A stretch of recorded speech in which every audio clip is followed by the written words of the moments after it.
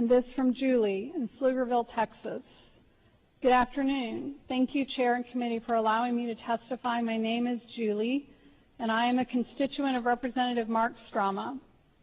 I'm here to testify against these bills because I believe that the intent of these bills is to try to further restrict access to safe abortion care.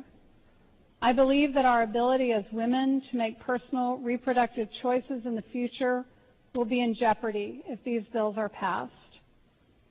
I am currently employed at Austin Women's Health Center, and I have worked there for more than 8 years. We pride ourselves on providing high-quality reproductive care to the women of Central Texas. From my experience working in an abortion clinic, I know firsthand that abortion is an incredibly safe procedure.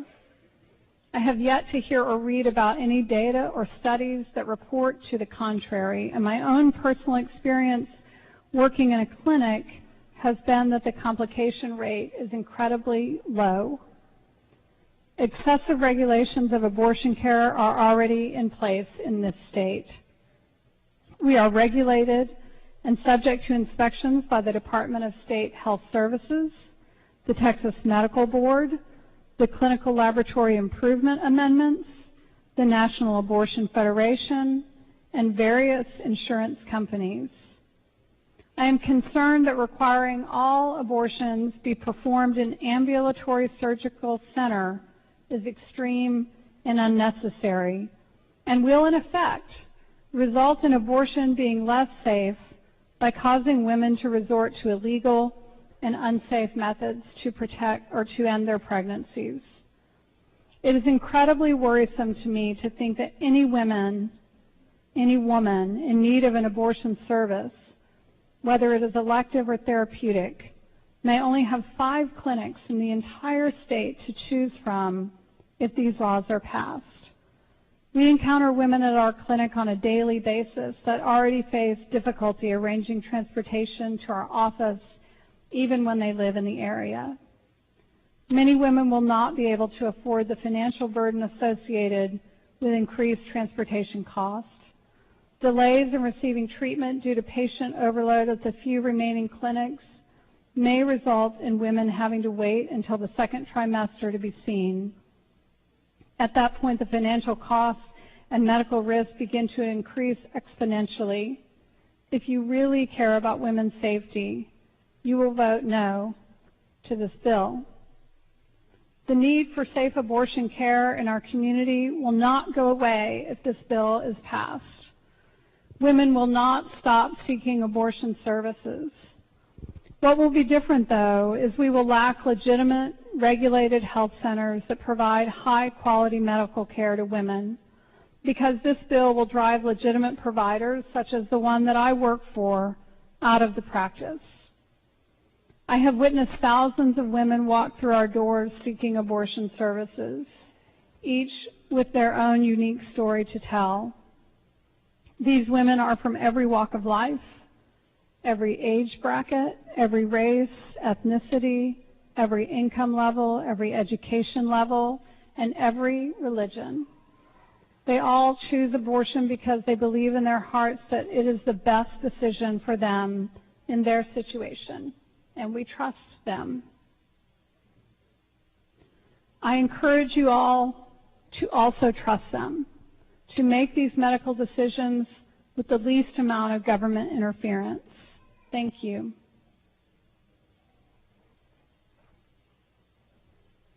From Martha in Luling, Texas. I am Martha. I live in Tim Kleinschmidt's District 17. I represent myself in absolute opposition to HB 60. Today I am here to speak out for Texas women, for the least of those among us. I want my voice to count for something tonight because for 2 years I have watched as my state leaders have leveled attack after attack on women's health care. From slashing funds for family planning services and wellness exams to defunding Planned Parenthood, I have seen with my own eyes what these cuts have done to women in my own community. My heart is breaking. As a concerned citizen, I have done what I'm supposed to do when I disagree with my state government. I have made phone calls to Mr. Kleinschmidt, to my state senator, Judith Zaffirini, and to the governor's office. I have written letters to them, letters to the editors of many newspapers, and even protested on many occasions at the Capitol. Yet nothing has changed. I want my voice to count. On Tuesday night during the Senate hearing on SB5, I listened as Senators Patrick, Duell, Nelson, and the bill's author, Glenn Hager, claimed that this action is pro-women's health. In my estimation, nothing could be further from the truth. If Texas is truly about the business of being pro-women's health, then shouldn't we start by fully restoring funds to the Women's Health Program and the forfeited Title X funds? Shouldn't we see to it that there is a Planned Parenthood in every community in this state? Shouldn't we expand Medicaid so that more women can enjoy access to health care? If we are really pro-women's health, then we must ensure that all Texas women have access to education, to birth control, to options. This bill and HB 16 take away my options. These bills were dead at the close of regular session. I believe our Lieutenant Governor bent the rules to get them on the fast track of this special session. That we are even here today fighting the passage of the bills is an outrage. We now know, because of his irresponsible tweet on Wednesday morning, that Dewhurst's goal is to close all clinics in Texas that provide abortion services, and we are not amused. In 2011, our legislature passed a sonogram law with nary an outcry from the public. Not this time. There are thousands of other citizens of this state who were unable to be here in person tonight who will fight every affront to Texas women's reproductive freedom. I want you to know that if this state's elected officials continue to wage war on women in my state, I will do everything in my power to work toward their defeat. I am Martha. Let the record show that I vehemently oppose HB 60. Thank you. From Kaylee in Austin, Texas. I am here today to speak for myself and to voice my opposition to this legislation. I am opposed as a social worker, a healthcare professional, an abortion provider, and as a woman.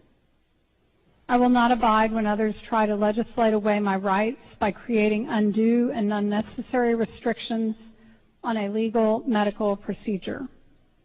I do not want to live in a place where women are not trusted to make private decisions for themselves without legislative interference. I believe that decreasing access to abortion for political and religious reasons is bad and unconstitutional health policy. It does not serve to protect the health and safety of women.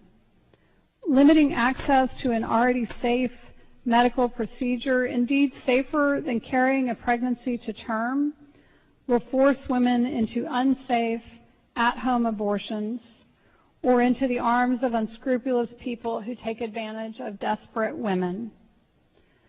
Lastly, and most importantly, I trust women to decide what is best for them, and that includes access to abortion on demand and without apology. Thank you. And this from Victoria in Buda, Texas. Hello, my name is Victoria, and I'm here today as a concerned Texas resident opposing HB 16 and HB 60, and as a constituent of Representative Jason Isaac. My story is one of traditional success. Teenage girl makes it all the way through high school with great grades, gets into an elite college, works at a job she loves, and regularly educates herself on the politics of her state and nation. But I am lucky. I am not special. I have not lived my life any differently than many of the women who've sought abortions in this state. The decision to terminate one's own pregnancy is an incredibly personal medical decision, and it is one that we have a constitutional right to as Americans. The bills on the floor tonight represent a belief in this country that the women who seek abortions are shameful, careless liars who do not have the mental capacity to make these decisions for themselves. As a young woman, I find that belief to be abhorrent, not to mention insulting and dead wrong. The women who have sought and continue to seek abortions are just like me. Women who are successful, compassionate, smart, and capable human beings. I am fortunate that I have not had to make the heart-wrenching decision to end a pregnancy, but that is not because I am somehow better than the women who have had to face that decision.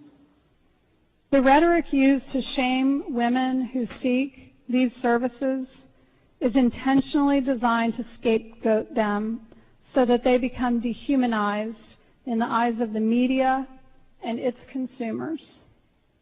If women who seek abortions are characterized as reckless and immoral, it is easy to strip them of their rights, dignity, and humanity.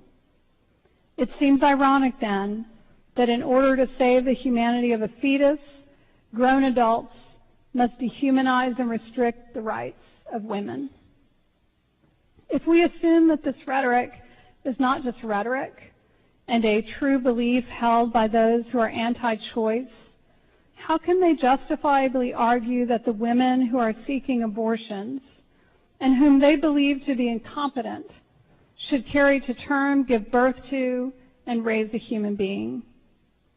We must begin to speak honestly and compassionately about and for women and our experiences.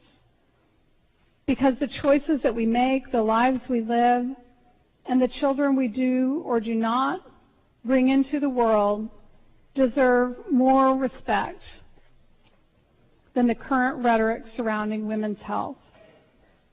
In conclusion, HB 16 and HB 60 are not just a danger to women's physical health, but to their mental health, to their self-image, to their public image, and to their general dignity. I am speaking against them as a young woman who reserves the right to make decisions about my body, my mental health, and my capabilities. I do not believe that the Texas legislature has the right to make decisions about what health care I have access to or the personal decisions that I am or am not allowed to make.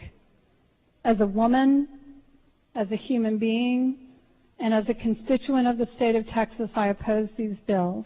Thank you for your time.